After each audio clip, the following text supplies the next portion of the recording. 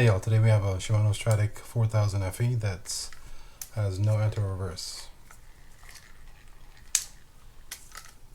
Let's flip the switch on the bottom just to show you that it doesn't. So let's find out why that is and if we can fix it.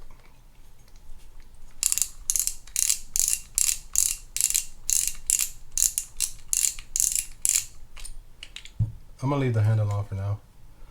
I'm just going straight to the anti-reverse portion of it. So we can take a look at it.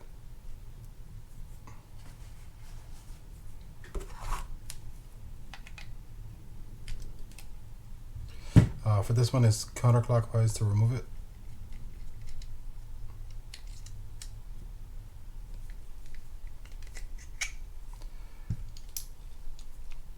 Oh, we got a little bit of. This takes a little bit, so I'm gonna say that there's a lot of oil and just contaminants build up inside here. I'm just gonna check it out and make sure. And if that's the case, then I'll link a video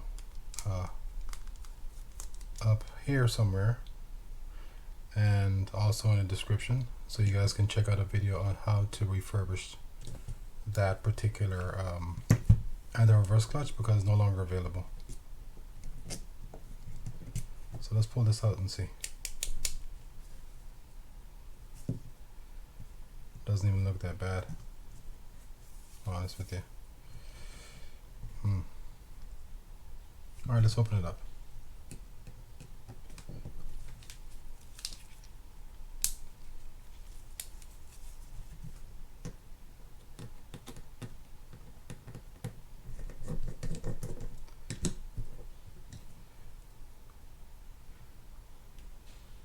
Yeah, I mean, I guess it could be.